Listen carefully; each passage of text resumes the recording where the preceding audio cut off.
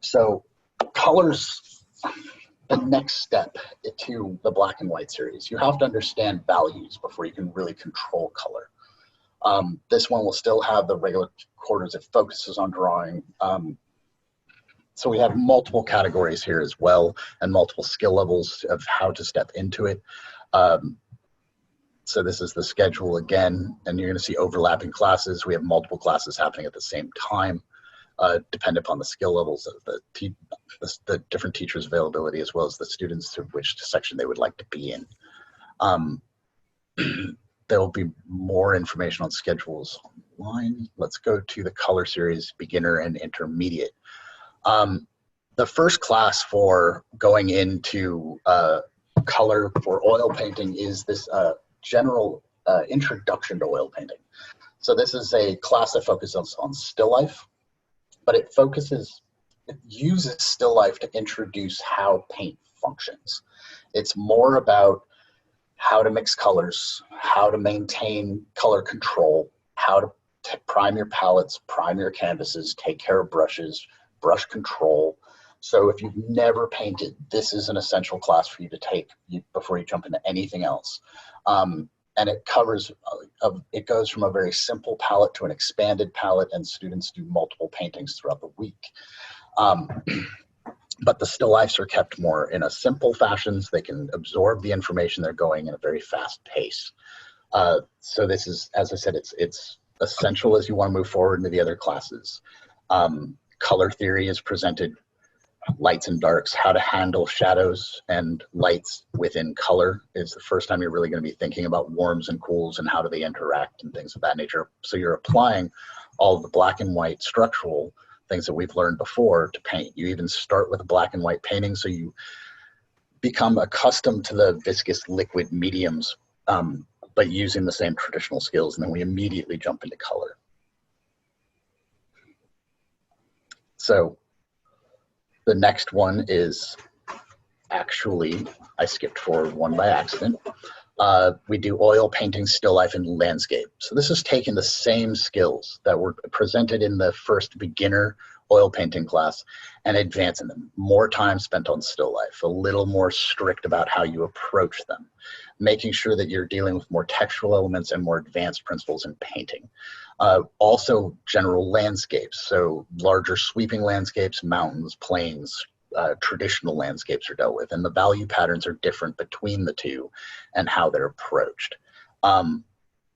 And you see two wonderful examples on both sides, the still life and the depth that's created within a short scheme, color theory, cools versus warms, great paint texture. But then you see this beautiful landscape on the right side, and how to deal with the depth and values of a landscape and how it's very different. So it starts addressing different topics and how to approach them using color and using paint. So sketching how to approach large shapes on a landscape, how to communicate, how to simplify to communicate effectively. A lot of these things are going to be happening within this painting class.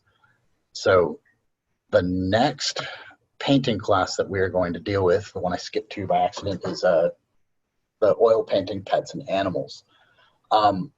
Much like the drawing and sketch class, it's going to simplify into pet portraits and animal portraits in general. It's a great place to start capturing emotion, but it's another place to really experiment with a lot of different textures, a lot of different colors, and kind of focusing on the details of these. Much of the time as we deal with still life or landscape, we're simplifying. When you get into this more complex portraiture, you're going to start thinking about what is important, what to zoom in on, how to express emotion, how to capture a resemblance even with a pet, and basic forms and structures. Also great textural elements, definite lighting, and it'll be dealing with how to create more realistic tones and how to approach getting resemblance of the pet itself.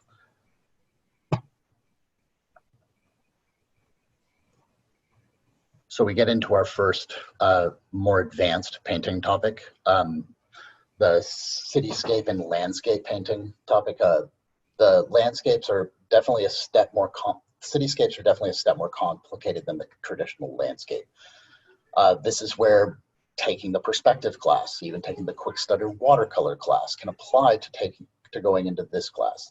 The depth that's created through atmospheric perspective, the different structure, converging lines, how to create hard versus soft edges, knowing what to focus on when there's so many details to look at, and really communicating it effectively.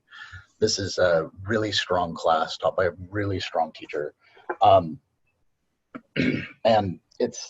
I believe they spend the entire week on one painting. And really dig into that one painting with the complex theory. So this is an advanced class for oil painters. It's going to deal with a lot of edge control, which will make sense as you learn painting of soft versus hard edges and how to communicate these different aspects of it.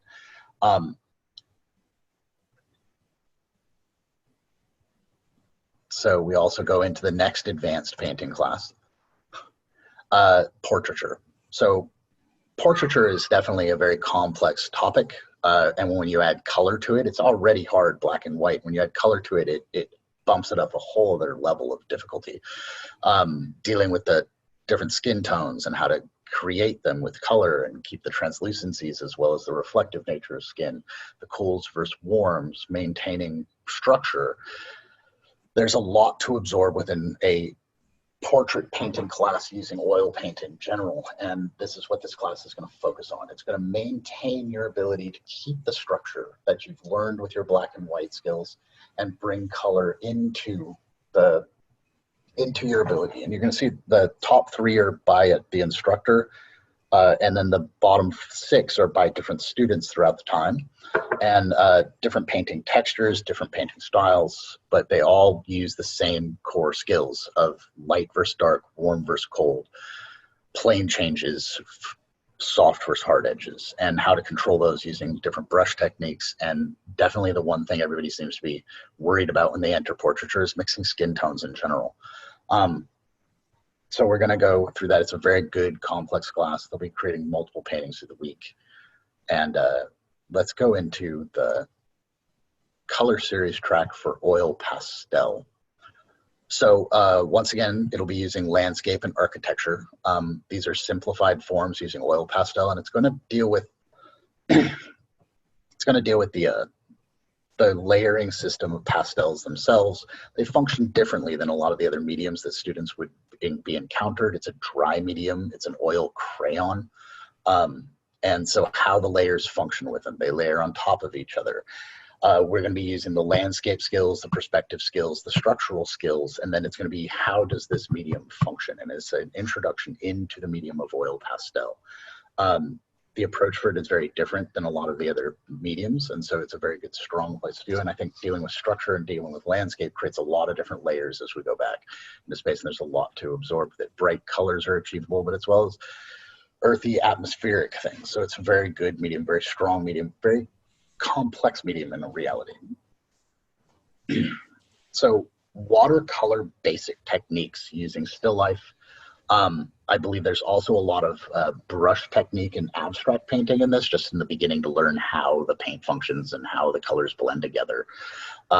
So watercolor is a completely different animal than oil paint. The color theory things will translate between the two, but how you handle it is very, very different.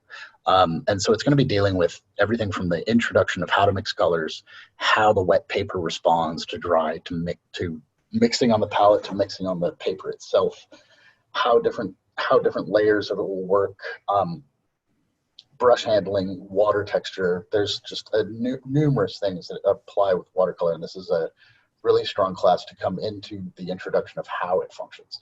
And as you see, it will deal with everything from just color theory based things that you'll see here on the left, which are a variety of different drips to tape to salt techniques and different ways of getting different textures with the watercolor itself, to drawing actual environments, trees, still lifes, and how to use those those mark making skills that you learn here and how they apply into different mediums.